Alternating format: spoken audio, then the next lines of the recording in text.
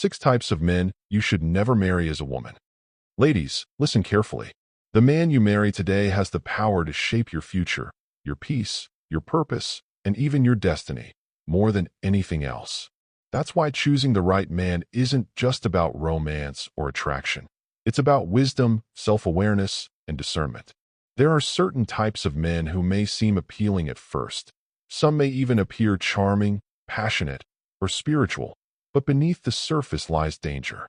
These kinds of men can hurt you deeply, not always with their fists, but with their words, actions, and emotional neglect.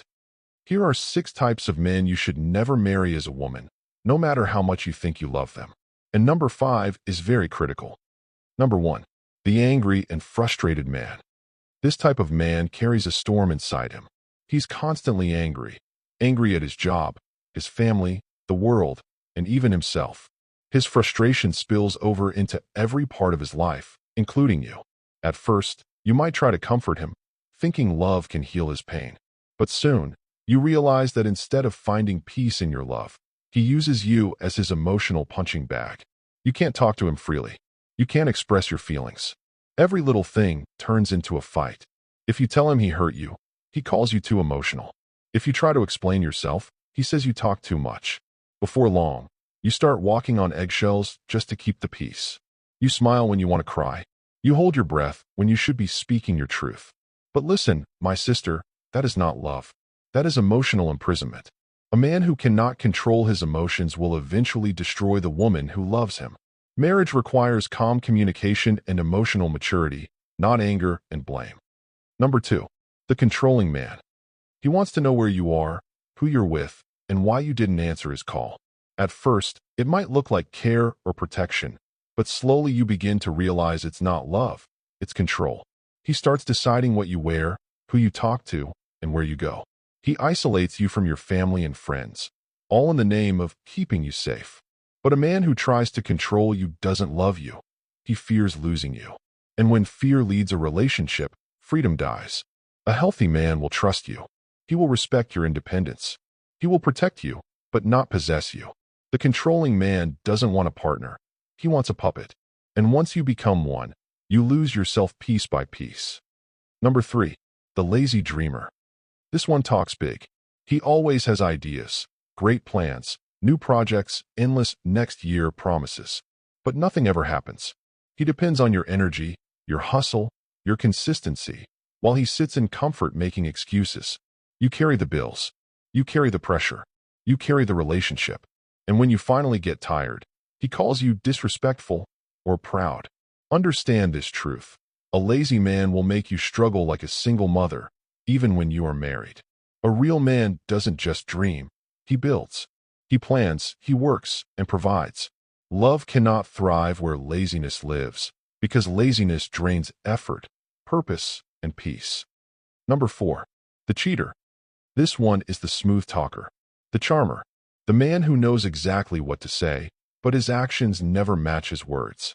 He flirts with everyone, even your friends.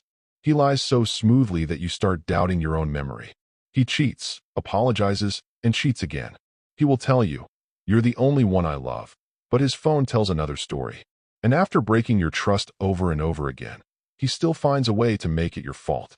He'll say you're too busy, too emotional, too cold, too demanding, anything to escape accountability. But here's the hard truth.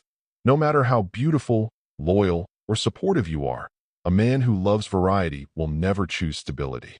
You cannot build peace with someone who lives for pleasure. You will spend your days fighting for attention and your nights crying for affection. And one day, you'll realize you can't heal a man who enjoys breaking hearts. Number 5. The over-spiritual man. Now, this one looks holy on the outside. He prays loudly, quotes scriptures, and talks about faith all the time. But behind the mask of spirituality, he hides irresponsibility and manipulation. He refuses to work, saying, "God will provide." He disrespects you in private, but preaches about love in public. Every decision he makes, he insists, must be approved by God. When you question his choices, he tells you, "You're not spiritual enough." Be careful, because faith without balance destroys relationships. Godly leadership doesn't mean domination. It means humility, wisdom, and service. A man who uses God to silence or control you is not spiritual, he's manipulative. If his pastor's word matters more than your peace, you will always feel unseen and unheard. Number 6.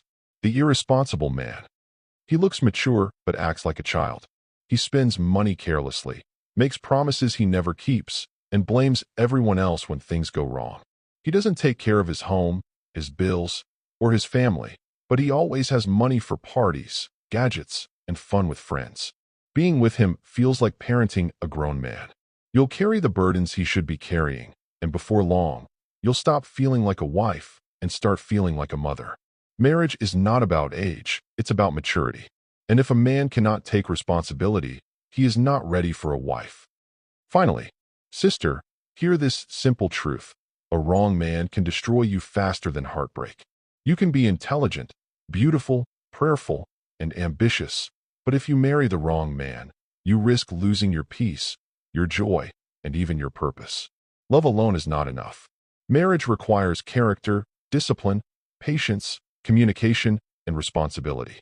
Don't rush because of pressure. Don't settle because of loneliness. Don't confuse attention for affection or control for care. Wait for the man who brings peace to your soul, not storms to your spirit. Wait for the man who prays with you, not against you.